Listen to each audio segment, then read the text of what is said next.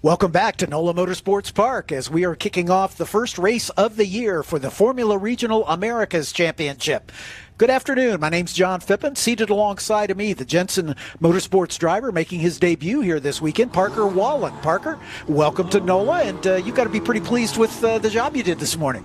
Yeah, I'm very happy with how I did. Could have gone a little bit better for me, but I think for my first race weekend ever, it's the best I could do. Yeah, indeed. There's a good look at our pole sitter, the 27 of Patrick Woods-Toth. He is the reigning F4 champion, taking advantage of the scholarship to move up to the Formula Regional. We just saw the 55 of Nico Ambiado. There's Ryan Shehan, another returning driver, the vice champion of the FR Series a year ago for Crosslink Kiwi. Alongside him, his teammate, the 31 of Titus Sherlock. Titus also had a good run last season, finishing second. He's the vice champion of F4, excuse me. And then we have the number 11 car of Kleck. Cole changing teams over to the DD Autosport team. He finished 10th in the championship. He had a podium a year ago. As you can hear these engines coming to life as we're just about ready to send them out. There they go as the brand new Jetta safety car heads out onto the track. We'll introduce the starting grid for you. Let's go back to front. Starting alone in row number 8 is car 14, Alex Benovitz out of Naples, Florida for Crosslink Kiwi.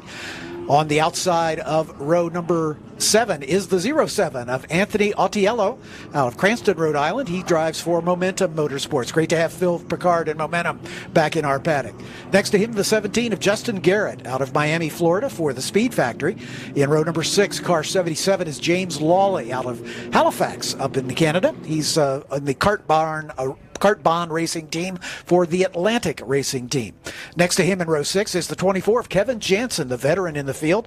Kevin jokes that he's older than the parents of most of our drivers. He's from Deerfield Beach, Florida, and he drives for Crosslink Kiwi. Up in row number 5 on the outside, a driver who raced with us on a part-time basis back in 2018 is back in the field. Great to have Ricco Shlaimoun from Oak Park, California for Crosslink Kiwi. Next to him, the only female in the field, car number 6, Nicole Havrda out of Courtenay, Canada. She's with Crosslink Kiwi as well. She'll be in the commentary booth with me later on. In row number 4 on the outside, another returning driver, the 73 of Landan Matriano Lim from Shreveport, Louisiana. He could call this his home race for Crosslink Kiwi. Jett Bowling starts next to him in the 02 from Dallas, Texas for Crosslink Kiwi. My co-commentator for the first race will start in the 6th position outside of row 3, the 22 of Hayden Bowlsbey from just up the road in Folsom, Louisiana for IGY6 Motorsports. Next to him, the number 11 of Cole Kleck out of San Antonio, Texas for the new DD Autosport team. We saw in the pre-race the car of Titus Sherlock, the number 31 out of Prosper, Texas. He drives for Crosslink Kiwi. As I mentioned, Titus, the vice champion of the F4 championship a year ago. Next to him is the vice champion of the FR series a year ago, Ryan Shehan. He was in the hunt for the championship right up to the last race weekend from Horseshoe Bay, Texas. That's near Austin. He also drives for Crosslink Kiwi. Starting in the front row on the outside, car number 55, Nico Ambiado from Davenport, Florida. Nico drives for the new Velox USA team, and your pole sitter and the reigning F4 US champion, Patrick Woods-Toth from St-Lazare, Quebec, up in Canada. The number 27 drives for Crosslink Kiwi, and he took the pole position by just about half a second with a lap of 1:33.648. Of course, both of our classes here run with a Formula One style standing start. Start boxes are laid out here on the front straightaway here at NOLA. And these drivers will come to a stop in their aligned grid positions. And then we have a 5-light gantry, just like they use in Formula One. Those 5 lights, once the field is set, will be illuminated at 1-second intervals. And then after a random amount of time expires, those 5 lights go out, and that's the signal to get away. Parker, welcome to the commentary booth. Thank you. I complimented you on your race. You got tapped into a spin and involved in an incident that brought out a safety car. But on the recovery, you went from 12th to 7th by the end of the race. Great recovery drive. Thank you. Yeah, it was pretty tough, but for my first race ever, I am very happy with it. Going off the start, everyone gets lined up. You got to stay that 6 feet away, just in case you don't get that penalty of jump start, which I saw some drivers did. Yep. Yeah, there was one driver that was penalized from this morning's race for getting an unfair advantage, basically, but it was deemed that there was no competitive advantage made, so he was only penalized 5 grid positions as opposed to more than that. But he'll recover from that, no worries at all. That's true, yes. And you'll see the drivers coming up to grid now, and everyone's going to be pushing hard with the little bit colder tires with only an outlap, but everyone has those fresh softs on. So you'll see a lot of action into turn 1. Turn 2, 3, 4, going on. I'm guessing the first 5 laps. There's going to be a lot to watch. Oh yeah. It was the same with your race this morning. These cars, of course, with just a tad more horsepower under the driver's right foot, so they've got to be really cautious about wheel spin coming off the line. With the F4 car, you could pretty much mat the throttle and dump the clutch. These guys have to be a little more judicious, or they'll get a lot of wheel spin. And there they go. We are away. And it looks like Woods-Toth is going to get a good start. And slotting in right behind him is Nico Ambiado, but look at Ryan Shehan in the 66. He's juking back and forth, trying to make a move, and steaming up the inside is Kleck. And he's going to try to take over third. Shehan being just a little more cautious, and I think that's a good thing to do here in the early running. But it is our pole sitter, Patrick Woods-Toth, out in front with Nico Ambiado running in second, heading down toward turn number 3, sort of back-to-back horseshoes or keyhole sort of turns. But it's nice because if you get on the outside of one turn, that puts you on the inside of this one, which is turn number 4. And that leads the drivers down toward turn 5. This next section is really a bit tricky. They got to be careful here. If someone dives on the inside, they might get tapped, go wide, and that might end their race. Turn 6 has really been the Achilles heel for a lot of these drivers, and that's where they are right now. It's easy to get a little wide and off into that gravel trap, and that is something you don't want to do. There are stewards around the track monitoring track limits, and they'll keep a close eye to make sure these drivers keep it on the black part and not get off all 4 wheels off onto those curbings, the red and white curbing.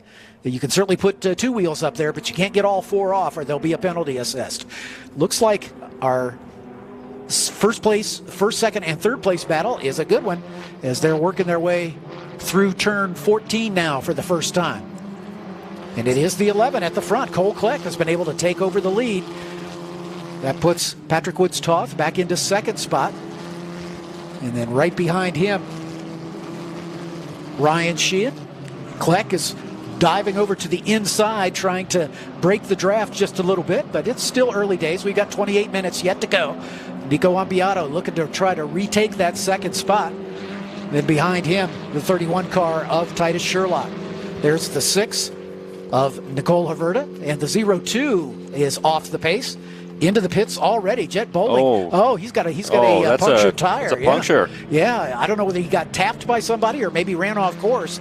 But that, and we got another one. The 73 has got a problem with the left front tire. So that's a full course caution. Yeah, Landan Matriano limb with a problem on the front of that car. So I'm guessing those two probably tapped left front to right rear, I'm guessing.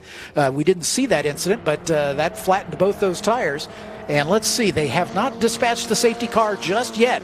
So if there isn't any rubber debris on the course, they might let them run. And we are back racing now. So that's good to see. And out in front with a pretty comfortable lead is Kleck in that number 11. He's built up a big margin here. So Cole getting away in the DT Autosport number 11. It's very important in the early stages of the race to build as the biggest gap you can. During the end of the stages of the race, when your tires start to fall off, very important to build that gap. We've got a car in the gravel. I can't tell for sure. I didn't see the number on the car. 77. Thank you so much. That's James Lawley in the Atlantic Racing Team number 77. He is stuck in the gravel trap, and that could indeed bring out a yellow flag, and it has done so. The safety car pulls out of the pit lane and picks up the field. So our first safety car period of this young race comes after the 77 car of James Lawley stuck in the gravel trap. For the whole grid, safety car always a good little pre-race, mid-race. Go ahead. Safety car always a good mid-race thing to settle down. Cars can cool down. Cars can, regain their spots. Always easy to pull away once on the safety car restart, as we've seen in other races. Let's take a moment here. We'll thank some of the sponsors that make the racing possible here for us on MAV TV. So let's take a break, and we'll be back with you with the restart. Okay, so pretend this is your race car. It's on the trailer, and you have an accident. Any tips? Ouch! At least your truck's insurance will pay for another one? Yeah, not so fast. Standard insurance won't replace your race car, whether it's in the trailer, in the paddock, in the garage, or the repair shop. But at Hagerty, we can protect it for what it's really worth anytime it's off the track. No matter what or where you race, offer less than a set of race tires. Hagerty, let's drive together. The NOLA SpeedTour returns to Sonoma Raceway April 19th through the 21st, featuring the Trans Am Series presented by Pirelli Western Championship, the Sportscar Vintage Racing Association, Historic Trans Am, the Toyo Tire 2.5 Challenge, PSSA, International GT, and Saturday you can take part in the Hagerty Cars and Caffeine Car Show. You do not want to miss the Sonoma SpeedTour April 19th through the 21st. For tickets, simply go to speedtour.net.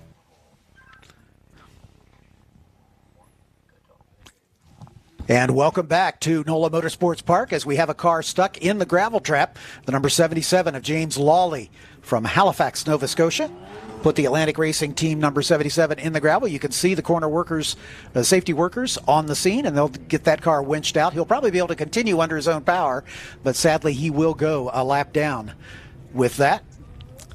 These gravel traps do their job. If you get off, they're there to de-accelerate the car so you don't run into anything that doesn't give. That's right. That's right. Let's do a quick rundown of the order because there's been some shuffling from how we qualified. Cole Kleck is your leader. Patrick Woods-Toth, the pole sitter, running in second. Nico Ambiado, who started second, back to third. Titus Sherlock in fourth. Ryan Shehan shuffled back to fifth. Then we've got Hayden Bowlsbey in sixth. Nicole Havrda in the number 6 car is seventh. Ricco Shlaimoun having a good run. He's picked up several spots. He started 10th, currently running 8th. Alex Benovitz started at the back, and he's already up to 9th, so watch for that number 14. Kevin Jansen, one of 2 drivers vying for the Masters Cup here. Kevin, that's for drivers over the age of 35, by the way. Kevin is currently in 10th in the final points peg position. Justin Garrett in the 17 is 11th. Anthony Autilio in the number 07 making his debut. He's the other Masters driver, running 12th. Landan Matriano Lim with the flat tire is not on the lead lap unless he's been able to catch up. Yeah, here he comes. So we may be able to get Landan at the tail end of the lead lap before we get the restart. Same with Jett Bowling. They both had flat tires. And James Lawley is the car who brought out this full course yellow with his trip into the gravel trap.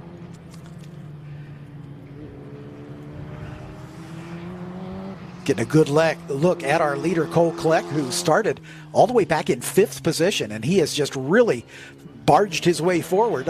Barged is really too strong a word. He's certainly done it cleanly, but that's a great start for Cole Kleck, the Texan. As Landan Matriano Lim does come by, he is on the lead lap, and he's going to hustle to catch up. So he should be at the back of the queue by the time we get the restart. We have so far not seen Jett Bowling come back out on track, so he may have retired. Depends on how much damage, if any, was done to the rear suspension of that car, but the tire was completely gone, so it wasn't just a carcass. It was completely out of the way. I can see the safety car beginning to accelerate away from the field, so I think we're pretty close to a restart. The safety workers getting their cars back into position. Yeah, that's the 77 car after being extracted from the gravel trap, making his way back to try to catch up. If we get the restart this time by, still haven't heard from race control if we're going to go restart this time by. And if that's the case, or they may go around one more time to make sure the safety teams has enough time to get back into their position. It looks like they have. Lights are still on the safety car. Usually they would be out by now, so I think we're probably going to go around one more time, and that's going to be good news for Jett Bowling. That'll let him catch up. And hopefully he'll still be able to stay on the lead lap. There he comes, flashing by the line.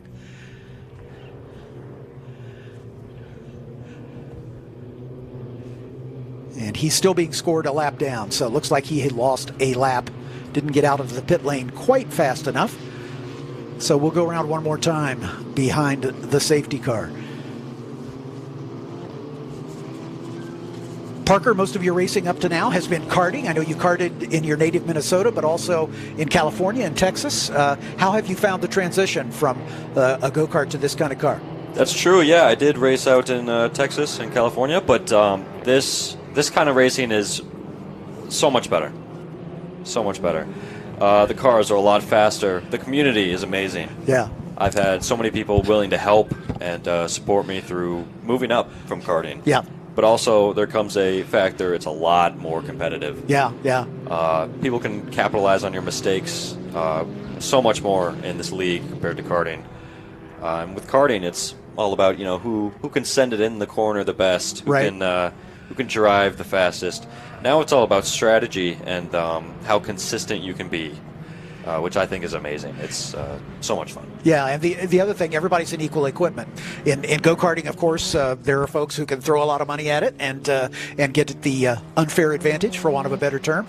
But here, everybody's in the same equipment, and it's really up to the driver and the team to maximize what that equipment has to offer. That's true. That's true. And we'll see the whole field here. And just a reminder, everyone's on exact equal terms. Yep, equal terms. It's the equal cars. There is no ability of anybody to modify the car. You can't throw money at it and get trick parts to make the car go faster. The engines are all sealed.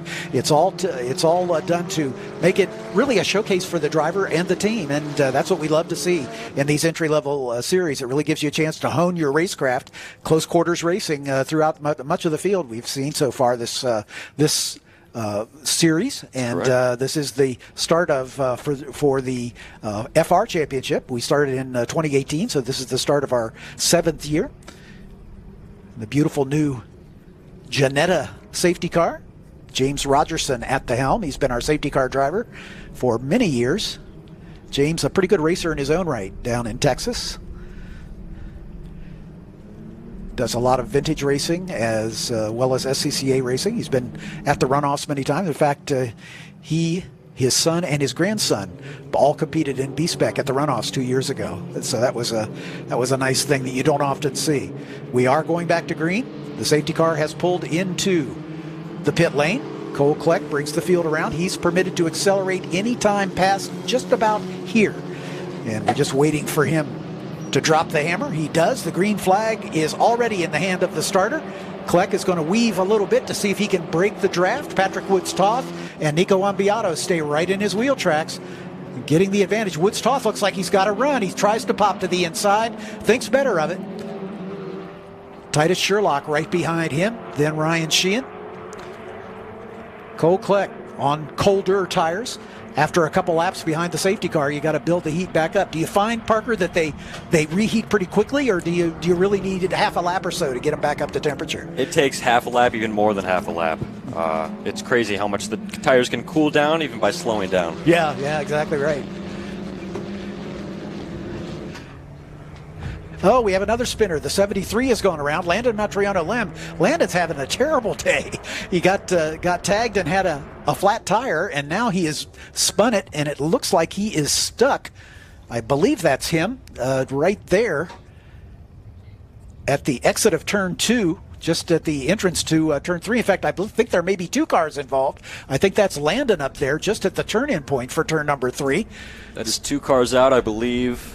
We will deploy the safety car here. Yeah, I'm guessing that's the case. So far, that decision has not been made. We'll wait to see if our race director feels that's necessary. I think he's going to give those drivers a chance to go under their own power, but sadly, that's not the case, as the safety car has been dispatched for the 2nd time in this race. It's interesting. Usually for our first race of the season, the F4 drivers, being younger and maybe not as experienced, usually have a little more trouble getting up to speed, getting accustomed to it. These drivers, in theory at least, are more experienced and have done a lot of racing, and so you sort of expect that they are a little better at minding their P's and Q's. But I think the enthusiasm of the moment has caught some of these guys out. That's true. With the first race of the season, everyone's very antsy to, of course, win and go fast. Yeah. That might change things on how aggressive people are into the turns. Yep. and everything. It is a timed race. We don't count laps. We only count time. And we are 13 minutes into this one with about 16 minutes remaining. We have a 40-minute window to get 30 minutes of racing in, basically. So if we don't have another yellow, I think we'll probably get the full 30 minutes in, but it's possible to have that foreshortened if we can't get the race done in 30 minutes. So everybody's going to slow down one more time. We know it's Landan. We saw his car. And the other car involved, I can't tell you right at the moment. There's Landan's car, the 73, out of the Crosslink Kiwi stable. I'm sure Landan was hoping to do well here because he's a local driver from Shreveport, just graduated from LSU. And Landan was the winner of the Omologato Perfectly Timed Pass Award at the awards banquet at the end of last season. He made up the most positions from his qualifying position to his race finishing position over the course of the season. Made up 64 spots over the course of the year, and that award was given to him, and he had no idea that it was coming. We make those announcements at the awards banquet, and he was gobsmacked, to say the best, but nonetheless. So Landan not having the start to his Formula Regional career that he had hoped for, but he's a resilient kid. He'll bounce back, no question about it. I shouldn't say kid, he's 22 years old. He's a senior citizen compared to a lot of these drivers. Jett Bowling, by the way, did get back on the lead lap, so this is a blessing for him because he was well behind at the restart, so this will give him a chance to pack up. So we've got all 15 cars on the lead lap now.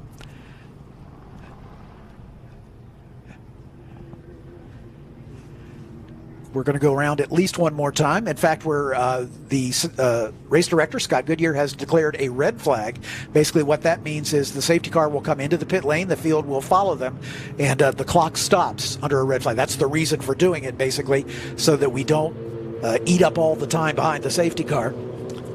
And especially if the recovery is going to take a little extra time. The other car involved is the 24 of Kevin Jansen. Kevin has raced with us for several years. In fact, this is his 4th year of competition. He finished 14th in the championship a year ago. He had 10 top 10s.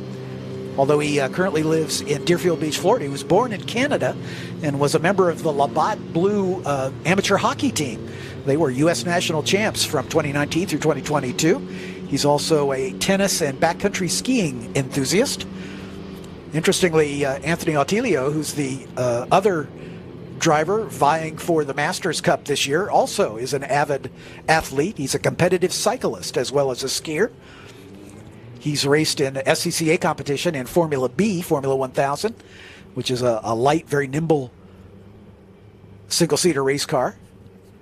These cars are a bit heavier because of the FIA requirement that they meet a minimum safety requirement. So there are those that have come to this series or the F4 series from other forms of open wheel racing and think, wow, these cars are really heavy. Well, the reason is they have to be safe. And the FIA is very stringent about the crush structures, I can say it, front and rear, as well as the side impact structures, and all that adds mass to the car. So they're not as light as they could be, but nonetheless, they're fun. I was talking to Hayden Bowlsbey. He started with us in the F4 car, and he said when you jump into this FR car, it's like the hyperspace shot you see in the Star Wars movies. It is just so much faster. Everything comes at you so much faster because these cars have twice the horsepower, a whole lot more downforce, a little wider tire. It's just it's an F4 car on steroids. So have a good season, and you'll be in one of these cars next year. That's true. That's true. Yeah, it's really a goal moving up the ranks, Formula 4 to Formula 3, or in this case, Formula Regionals. Yep. And then which is a Formula 3 car. It's called Formula Regional just because that's how the FIA structures it. That's true. And then Formula 2, and then, you know, every driver dreams of driving in Formula 1. The top step of the ladder. That's where everybody hopes to get to.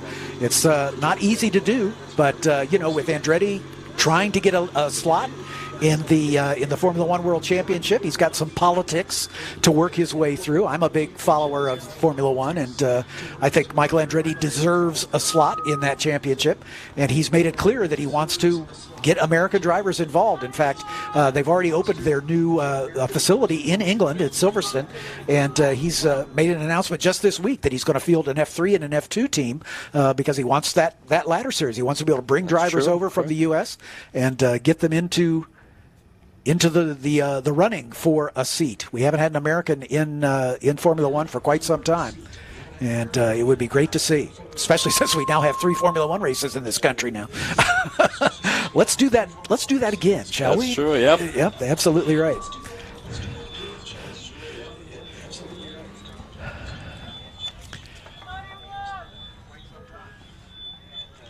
During these red flag periods, the crews are not permitted to work on the car. They can provide what is called in the specification driver comfort. They can put an umbrella over the driver, offer him water, him or her, just to be comfortable. But there is no work permitted on the cars. They can't even take tire pressures under these red flag situations. So they have to stand aside, basically keep their driver cool, and wait for the recovery work to conclude. I'll say in this heat, it is very important to have the umbrella and have the water. Otherwise, you'll overheat. With all the fire protectant you have on, you'll see drivers opening their masks. They want air on their face. They want the cool air. They want to cool down, so they can focus up on the driving and not stress out about overheating. Yeah, exactly right. Kevin Jansen coming in behind one of the safety vehicles, and the other car, unfortunately, on a tilt bed, not able to be towed in, but it looks like the incident is clear. We'll see if there's any track cleanup going on. I don't see anybody down in that section of the racetrack. Scott Goodyear right here in front of us, inspecting the recovery work to be sure the track is in good shape before he makes the decision to send him out for the restart. This will be a single file restart. The safety car will bring the field around. The clock will start. The safety car will bring the field around for a single file restart, and hopefully we'll get the rest of this about half of this race still to go. We had 2 early safety car periods in the F4 race, and this one is the same thing. So, okay, guys, everybody calm down. Let's get to the end here. This is a shot of Anthony Otelio in the 07 car. Let's hear the team members talking to their drivers, see if there's anything they need. As far as a sip of water. Do you have a drinks bottle in the car? I just, when they hand me water, I'll take it, of course. Got it. Yeah. Yeah, there's not a button on the steering wheel that you can push and get yourself a drink. I wish. Not in these Formula 4 cars. Exactly. Yeah. They don't quite have that level of sophistication because that adds weight and complexity to the car, and they try to keep that from being a problem. Again, these are designed as a ladder series. They're designed for youngsters, in this case as young as 16 years of age, the minimum age for the FR series. It's 15 for the FIA F4 series, the F4 US Championship, and then it's 14 for the series that you're competing in the JSF4 Championship, which is making its debut here this weekend. We're all looking forward to our next race meeting up at Road America, one of the heroic racetracks in this country, and we'll kick off the season for the F4 US Championship with the new JSF4 chassis. We unveiled that car at that race up at Road America a year ago, the first time anybody had seen it outside of the Ligier factory, and it's fitting that we start the race series a year after that unveiling, and that's the plan as it stands right now. These drivers will be going to 7 different venues. We're going to Mid-Ohio, which is my home track. We're going to Indianapolis Motor Speedway. First time for these cars at Indianapolis, on the road course, of course, not on the oval. The FR cars raced at Indianapolis several years ago. We're also going up to Canadian Tire Motorsports Park, the track formerly known as Mosport. And the F4 cars, once again, have raced there previously, but the FR cars have not. So a couple brand new venues for this class of cars, and we're looking forward to adding them to our regular stable New Jersey Motorsports Park, of course. And, of course, we round out the season at Circuit of the Americas, hoping to get back to the opportunity to race alongside Formula One. We have done that on 3 occasions where we were one of the support races for the Formula One race at Austin. And that is just unbelievable. I must tell crazy, you. Yes. Yeah, it's unbelievable. And so we're looking forward to getting back to that opportunity. That's a negotiation between the folks that run this series as well as the folks at Formula One to make that kind of thing happen. But we're keeping our fingers crossed that we can get back to that with at least one of these classes, perhaps both. So just to recap, Cole Kleck is your leader. Patrick Woods-Toth, the reigning F4 champion, in second. Nico Ambiado in third. Titus Sherlock in fourth. Ryan Shehan, the vice champion of this championship a year ago, is fifth. Hayden Bowlsbey hanging right in there in sixth. Nicole Havrda in seventh. Alex Benovitz in eighth. Justin Garrett in ninth. Ricco Shlaimoun in 10th in the final points-paying position. Anthony Ottilio is in the 11th spot. Kevin Jansen will be at the back. Landan Matriano Lim will be at the back. James Lawley and Jett Bowling round out the field. So we're showing, as of this moment, so we've got 4 cars a lap down, and it looks like 2 of those may not be able to continue.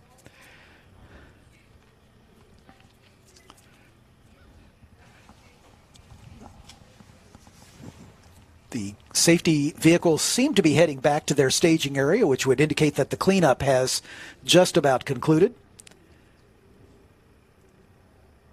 As the flatbed is coming counter race, and I don't know if he's got yet another damaged car aboard.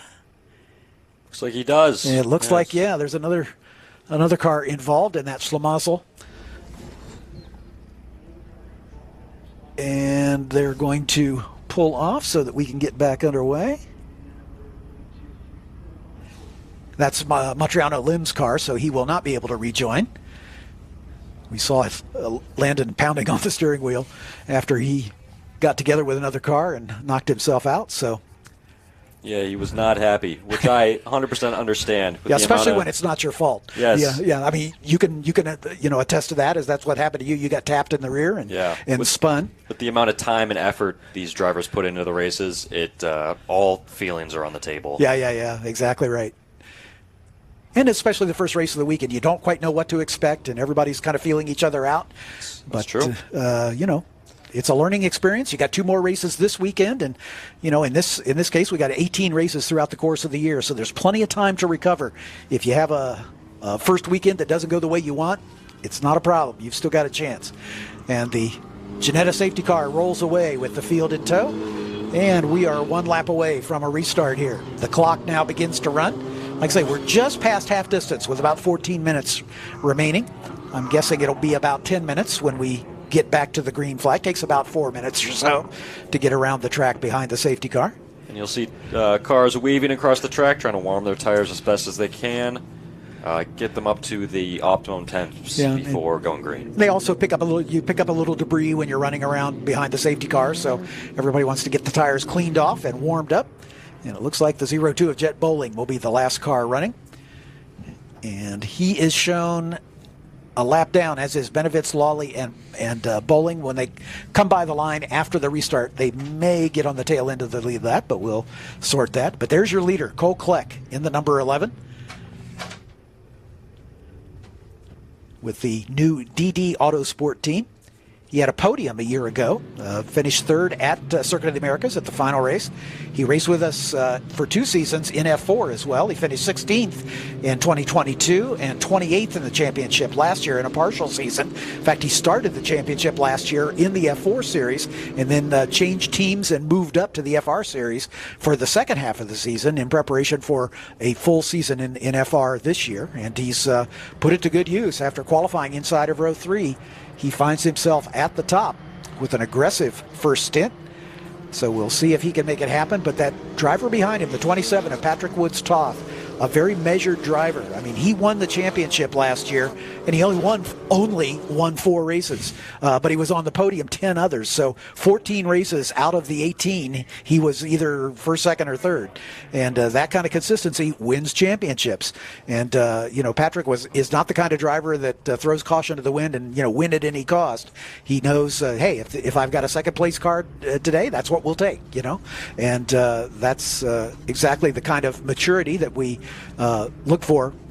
Patrick is a bit older. He's 20 than some of the drivers, but like I say, he came into this championship a year ago, into the F4 championship, as the winner of the Radford Racing School scholarship.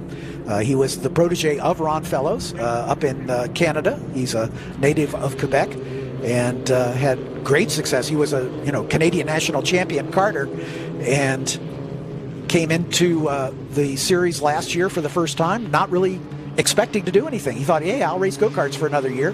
But he won the Radford Scholarship and took the opportunity to race in our class. And lo and behold, he is now a champion. So he's going to try to make it a back-to-back deal here this season. But I wouldn't be surprised if he doesn't do anything strange here. He'll do his best as we are back underway. Good battle for 4th place. His car is going too wide as the 31 of Titus Sherlock trying to hold off Ryan Shehan. They are teammates. And then right behind them, we can see the 6 car of Nicole Havrda as she's working her way. Justin Garrett, Ricco Shlaimoun also in the battle as they work their way into turn number 3. See Titus Sherlock doing battle. Just behind him is Ryan Shehan in the 66. And then the 22 car of Hayden Bowlsbey. Hayden was in the commentary booth with me for the F4 car. Now they're coming down into turn number 5 and then through that very tricky turn 6 and 7 into the Bennett Bridge Hall S's. Starting at turn 8 as Titus getting a little bit wide, dropping a wheel off, kicking up a little dust. Again, that turn 6 is a tricky one, and that's exactly where he went a little bit wide. Have you found turn 6 to be troublesome? I know Scott Goodyear, the race director, has, harped on all the drivers about staying out of the gravel trap at turn 6. Yeah, he has, and turn 6 is a very hard one. For me, I think the hardest on the track. Yeah. The throttle control with the different cars you have to take, and it really depends on the track. Sure. How good the track is in that corner. Yep. Which can change with weather and the amount of grip on the track. Yeah, and if everybody drops a wheel off, it brings debris up on the track, and you got no grip at all. So. That's true, which I found a lot during my last race. All right, here we go with a little under 10 minutes remaining. No change at the front. Cole Kleck sets the fast lap of the race, a 1:35.470. The pole position was a 1:33.6. So considering that this was the first lap after the restart, that's a pretty stout pace. Patrick Woods-Toth just about 3/4 of a second slower on that last lap. There's a good look at Titus Sherlock in the 31 machine, currently running 4th for Crosslink Kiwi. And then the 22 of Hayden Bowlsbey. Hayden, the local driver from Folsom, Louisiana, told me that they're going to get a second FR car. That's going to be a 4-car team here before the season gets too much older, and that's great news. For that, I can remember when Hayden first started out. I mean, he's raced with us since 2019. When they first started out, it was just he and his dad. And, they've gradually grown that team. And Clark Bowlsbey, his father, is the team principal. And so they're very involved in veterans affairs. And Save 22 is their charitable organization that they spend a lot of time with. So tip of the hat to Hayden and all the hard work he's done. And he was looking forward to a good race here. He said tire conservation, there's a new compound on the the Hankook tires this year, and it's a little more soft, wears a little bit more. And so, his plan all through practice and qualifying, obviously they start with new tires in qualifying. His plan was to conserve the tire so he's got something to run with when they get into race mode. And it looks like he is going to do just that. He is right on the rear wing of Ryan Shehan. So we'll see if Bowlsby's strategy is going to pay benefits here in this final 8 minutes or so. Kleck resets the fast lap of the race, a 35.2 now. But Patrick Woods-Toth has just about matched that, a 35.3 for the reigning F4 champion. As we keep an eye on the Louisiana native, Hayden Bowlsbey. As Cole Kleck is trying to check out, he's about a second in front of the rest of the field. And then Nico Ambiado is another 1.5 seconds back. Titus Sherlock another 2 seconds behind him. And then this 3-car battle between Sherlock, Ryan Shehan, and Hayden Bowlsbey is the closest battle on the racetrack. As less than a second between Sherlock and Shehan, and about 0.4 seconds back to Hayden. You can see Hayden taking a little wider line through the S's, see if he can find a way around Ryan Shehan. The car stepping out on him just a little bit. Down into turn 13, that's another good passing opportunity at the tail end of the Bennett Bridge Hall S's. Right off the S is a big braking zone, easy to dive up the inside, or if anything, go on the outside for those slow sets of corners before the back straight. Yeah, because 14 is a left-hander, obviously. So if you can stick around the outside at 13, you've got the inside line going into 14. It's true. So that's the kind of strategy that every driver tries to play, and learning racecraft is what it's all about. I mean, it's one thing to go fast when you're on the track by yourself, but it's quite different to go fast when you've got other competitors all around you. That's why drivers have to study their notes and practice, because you can take the right line around the track, and that'll give you a good time. But yeah. Battling with other drivers, that's where the true skill comes in. Exactly right. Have you spent any time studying data and that sort of thing? I mean, that's a new skill that you have to learn when you get into this class of racing. That's true. Yeah, we take the data from the cars and we go over it, and I take notes on that. And it's very important to learn from your mistakes first and see how you can improve. Yeah. Find the problem. And compare yourself to your teammates, for instance. That's true. See how that goes. So.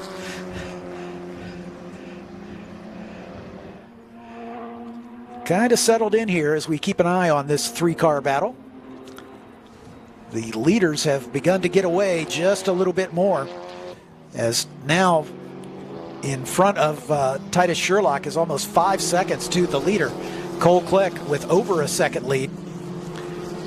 As we dip back just a little deeper, this is the 17 of Justin Garrett, and diving to the inside in recovery mode is the 02 of Jett Bowling, as Bowling is trying to work his way back forward.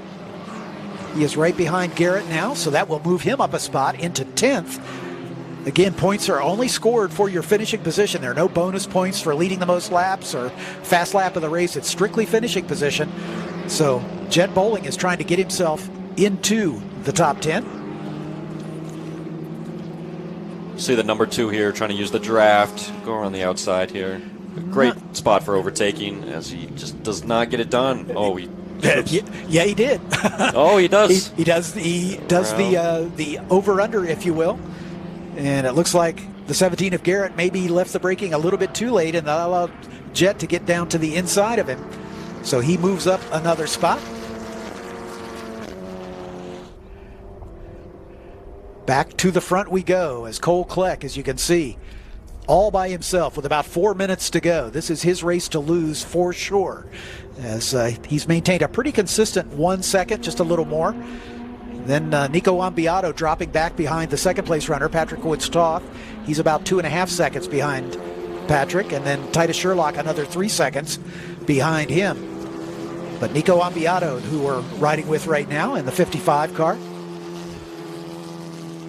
Nico out of Santiago, Chile, for the new Velox USA team.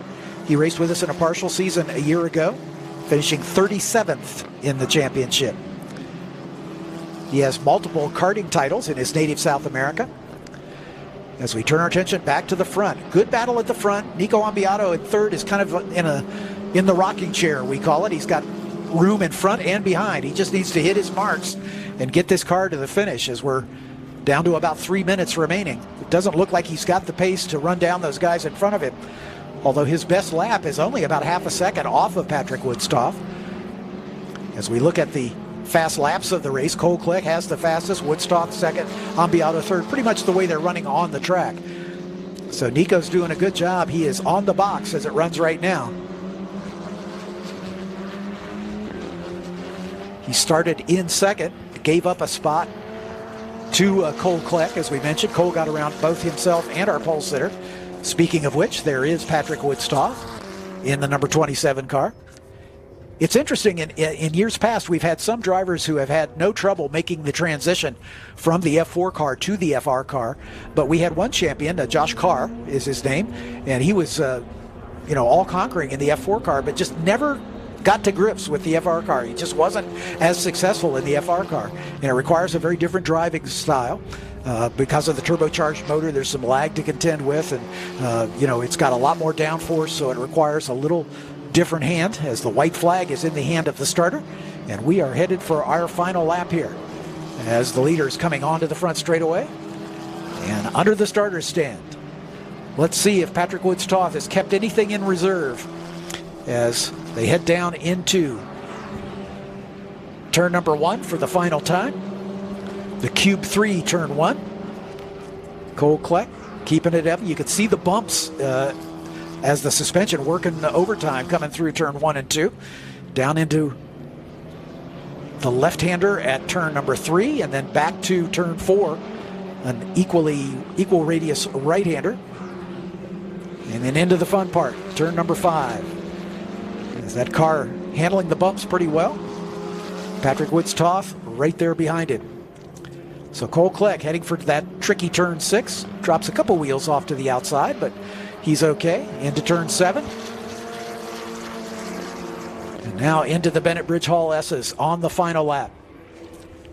Cole's trying his best here to keep the gap at the maximum, but also save his tires the most for the next race. Yeah, if absolutely. he decides not to put a new set on. Cole working his way through the last of the S's, coming down into turn 13 for the final time. Keeps it nice and clean. Oh, he's got 2 more turns to go, and he's going to notch his first win of the season. Like I say, his best finish was a podium at Circuit of the Americas, and he's gone to the top step. The checkered flag is in the hand of the starter, and Cole Kleck weaving back and forth to celebrate the victory as he'll take the win in round number 1 of the 2024 Formula Regional Americas Championship. Patrick Woods-Toth comes home in a well-deserved second spot, starting from the pole. Nico Ambiado takes third, and we got a side-by-side finish for 4th and 5th. It looks like Titus Sherlock was just able to hold off his teammate Ryan Shehan as they came across the line. Just behind them, Hayden Bowlsbey in a well-judged 6th place finish. There's the 6 of Nicole Havrda, the British Columbian for Crosslink Kiwi, as she'll take home a points finish in 7th. Ricco Shlaimoun in the number 25 across the line, just in front. Actually, it was Justin Garrett just in front of Shlaimoun. He made that pass on the last lap. Then Shlaimoun, Anthony Autilio rounding out the points-paying positions. So well done to Cole Kleck to take the win in the first round. I'm going to say my goodbyes and head down to the podium to interview the top 3 finishers. Parker, thanks so much for being with us. Great job in the commentary booth. Good luck in race number 2 this afternoon. Thank you. Yeah. We'll look to see you on the podium, let's hope. Hopefully. We'll see. Great. Have a good one, my friend. Thanks for your expert commentary. Yeah. So I'm going to step aside. For those of you watching on the stream, I'm going to step aside to get down to the podium. And we will be back with you a little later this afternoon for the final race of the weekend. That'll be race number 2 for the Ligier JSF4 Series. And that's coming up at 5:05 this afternoon. My compatriot, DJ Clark, picking up the microphone, and he'll take you to the end of the broadcast, and I'll head down to the podium. DJ, thanks so much. My absolute pleasure. It's going to be a great time to be able to finish everything out here at this point. We just saw a little bit of an affected race, but a good one nonetheless. Cole Kleck able to take that victory up at the top for DD Autosports International Mechanical. Patrick Woods-Toth and Nicolas Ambiado able to take 2nd and 3rd. Good runs up and down through the field for everybody to be able to do it as we take a look at this gorgeous NOLA Motorsports Park from top to bottom here. a very tricky race, particularly in these open wheel machines. There is a little bit of downforce that's generated in them, and so it comes across a little bit back and forth as they run. And so having to deal with all of that here at this point. But folks, stick with us here on Speed Tour as we will be back with one more SVRA race for the day. But until then, we're going to take a quick little break. Hungry for SVRA action? Well, the best way to enjoy classic auto racing is with a delicious classic from Mission Foods. Green flag your race-watching snacks with Mission's mouth-watering race day recipes. Try some of our tasty tacos, piled high nachos, fresh chips with guac, and more. So gear up your ride and fuel up those stomachs with delicious Mission Foods. Now that's too fast, too tasty.